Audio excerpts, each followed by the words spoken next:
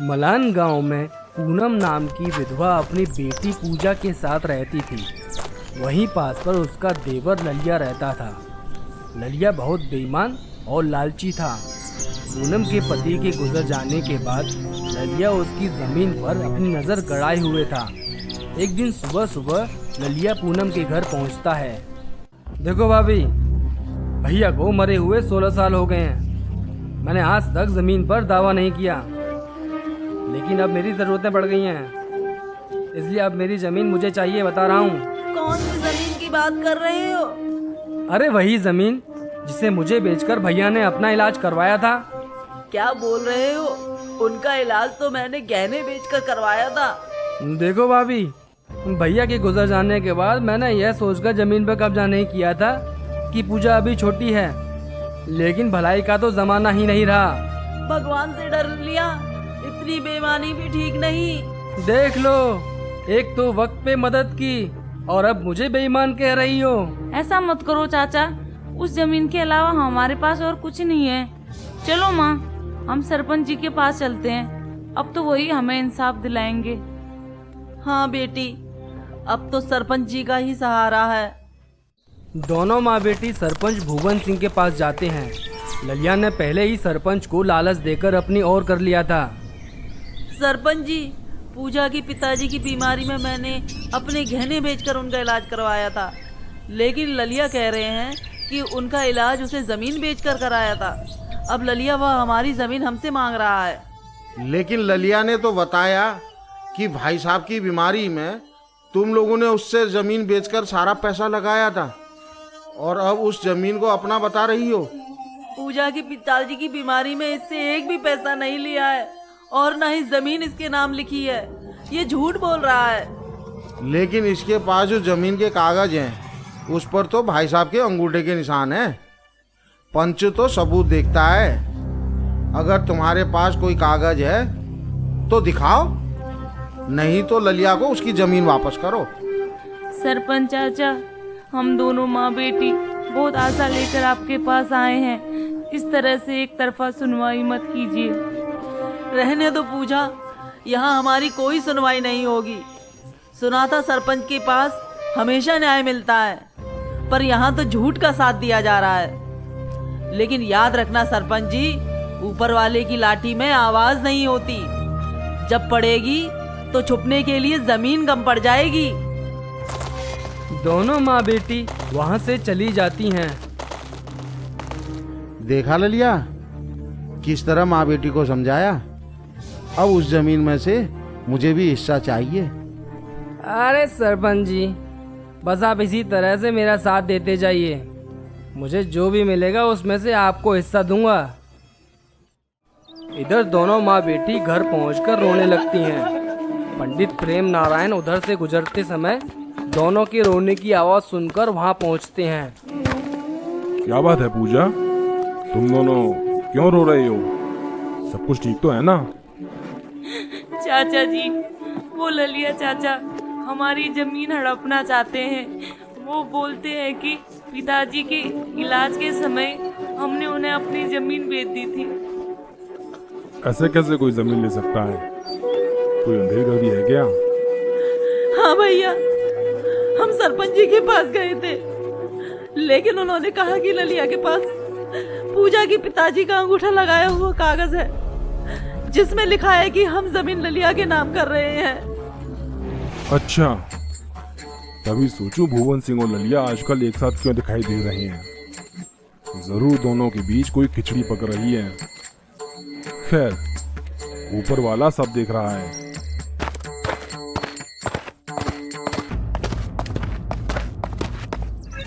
पूनम और पूजा बैठकर खूब रोई। फिर अपने आप को समझा लिया कि उनकी अब कोई जमीन नहीं, सिर्फ यह टूटा फूटा मकान है। जीविका चलाने के लिए पूनम आसपास के जंगलों में से सूखी लकड़ियां लाकर उन्हें बाजार में बेचा करती थी। एक दिन सुबह सुबह कहाँ जा रही हो माँ? 2 दिन से तुम बीमार हो, ऊपर से इतनी ठंड। जाने दे बेटा, ऐसे भी ठंड में सूखी लकड़ियां नहीं मिलती, घर में राशन भी नहीं है, क्या खाओगी? 2 दिन नहीं खाएंगे तो मर नहीं जाएंगे, थोड़ा आराम कर लो। पूनम पूजा की बात नहीं मानती और चली जाती है। उसके जंगल पहुंचते ही मूसलाधार बारिश शुरू हो जाती है। बारिश से बचने के लिए पूनम एक पेड़ के नीचे शरण लेती है। पूजा सही बोल रही थी, मुझे आना ही नहीं चाहिए था। अब ऐसी बारिश में लकड़ियां कैसे बीनूंगी? अब खाली हाथ लौटना होगा। इधर पंडित प्रेम नारायण के घर। अरे इतनी तेज बारिश में कहाँ जाने की तैयारी हो रही है? अरे वो रोडी पाली में मुखिया जी के यहाँ एक कार्यक्रम है, उसी के लिए जा रहा हूँ। लेकिन इतनी तेज बारिश में कैसे जाओगे? बारिश में भीगोगे तो बीमार पड़ जाओगे। अरे भगवान, देखो अब तो बारिश भी थम गई। लाओ मेरा थैला, मैं चलता हूँ। इधर जंगल में बारिश रुकते ही पूनम वहाँ से निकलती है। तभी अचानक पेड़ से एक डाली पूनम के सिर पर गिरती है और वहीं बेहोश होकर गिर जाती है। उसी समय प्रेम नारायण वहाँ से गुजरता है। अरे ये पेड़ के नीचे कौन गिरा है, जरा देखो तो।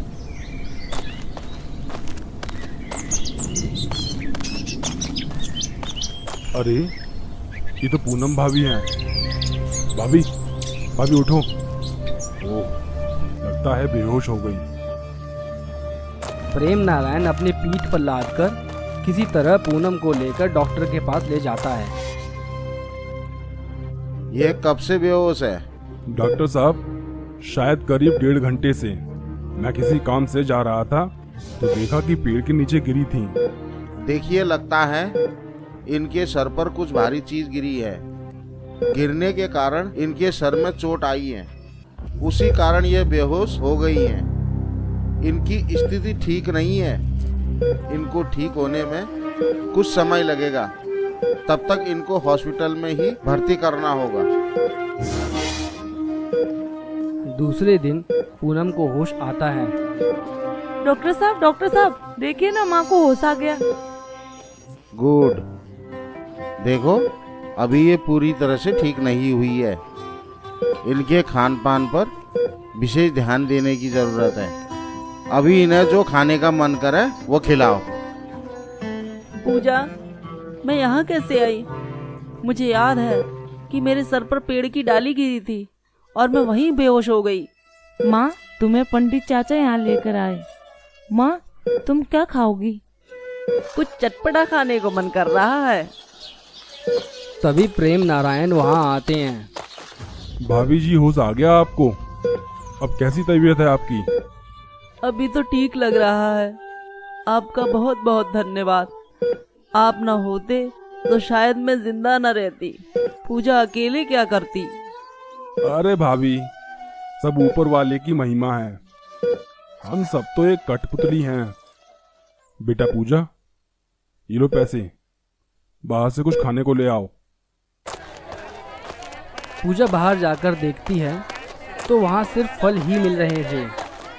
तभी उसकी नज़र एक मोमोज वाले ठेले पर पड़ती है। दुकानदार से पूछने पर वह बताता है कि तीखी चटनी के साथ खाया जाता है। पूजा मोमोज लाकर माँ को खाने के लिए देती है। क्या है ये? बहुत अच्छा और स्वादिष्ट पकवान है ये। माँ, ठेले वाले ने इसका नाम मोमोज बताया, तुम्हें ये अच्छा लगा? हाँ बेटी, बहुत अच्छा है ये। ले, ये तू भी खा के देख। पूजा मोमोज खाती है तो उसे भी बहुत अच्छे लगते हैं। और कुछ दिन बाद पूजा पूनम को लेकर घर वापस आ जाती है। घर आने के कुछ दिन बाद पूनम को फिर से मोमोज खाने का मन करता है। बेटी, अस्पताल में वो क्या लाई थी? तीखी चटनी वाला, क्या नाम था उसका? मोमो। वही खाने का मन कर रहा है। मोमो नहीं माँ, मोमोज कहते हैं उसे, लेकिन गांव में तो कहीं नहीं मिलते। ठीक है बेटा, तो रहने दो, कुछ तीखा सा ही बना लो। माँ, उस दिन मैंने ठेले वाले से मोमोज बनाने का तरीका पूछा था। रुको, कोशिश करती हूँ मोमोज बनाने की। पूजा घर में ही अपनी विधि से मोमोज बनाती है और पूनम को खाने को देती है। तभी प्रेम नारायण अपनी पत्नी के साथ पूनम को देखने वहां पहुंचते हैं। वाह पूजा, तूने तो कमाल ही कर दिया, बहुत ही स्वादिष्ट बने हैं, आनंद ही आ गया। अरे भाभी, बड़ी ही अच्छी खुशबू आ रही है, क्या बना है? अरे वही जो अस्पताल में खिलाई थी, मोमो। मोमो नहीं माँ, मोमो। हाँ हाँ बेटी, वही मोमोज। थोड़ा इन दोनों को भी खिलाओ। कैसी हो बहन, अब तबीयत ठीक है आपकी? अगर किसी चीज की जरूरत पड़े तो बता देना, सब ठीक है बहन। अरे मेरी जमीन को ललिया और भुवन सिंह ने मिलकर हड़प लिया, नहीं तो मुझे काहे की जरूरत थी लकड़ियां चुनकर बेचने की। तभी पूजा घर के बने मोमोज लेकर आती है और सब मिलकर खाते हैं। अरे वाह पूजा, इतने स्वादिष्ट मोमोज मैंने जिंदगी में कभी नहीं खाए। सचमुच तूने कमाल कर दिया। ऐसा कर, तू इसे बनाकर गांव के बाजार में ही बेच, इसमें ज्यादा पूंजी भी नहीं लगेगी। सचमुच बहुत स्वादिष्ट मोमोज हैं, बाजार में खूब चलेगा। मुझे भी बनाना सिखा दो, हम दोनों मिलकर बनाएंगे। पूजा और पंडिताइन दोनों देसी मोमोज बनाकर गांव के बाजार में बेचने लगती हैं। जल्द ही देसी मोमोज का टेस्ट गांव के लोगों में फेमस हो जाता है। पूजा और पंडिताइन की मदद करने के लिए अब पूनम भी मोमोज बनाने लगती है। इधर प्रेम नारायण भी देसी मोमोज को शहर में जाकर बेचने लगता है। जल्द ही लोगों में भारी डिमांड को देखते हुए पूजा और पंडिताइन का परिवार शहर में जाकर बड़ी सी मोमोज की दुकान खोल देते हैं।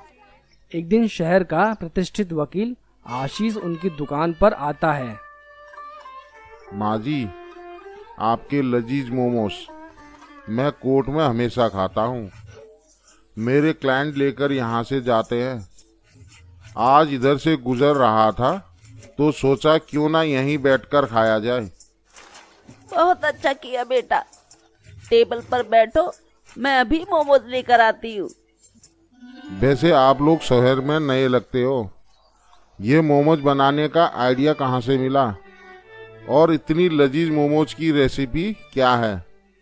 पूनम आशीष को बताती है कि किस तरह ललिया ने उसकी जमीन हड़प ली और वह बेटी के साथ मजबूरी से मोमोज बनाकर बेच रही है।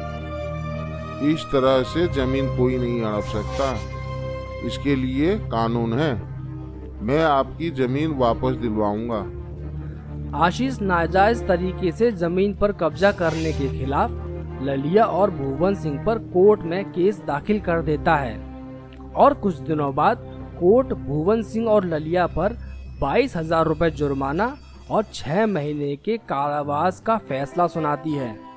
पूनम जमीन वापस मिलने से खुश हो जाती है। पूजा की मोमोज की दुकान शहर की सबसे फेमस दुकान हो जाती है।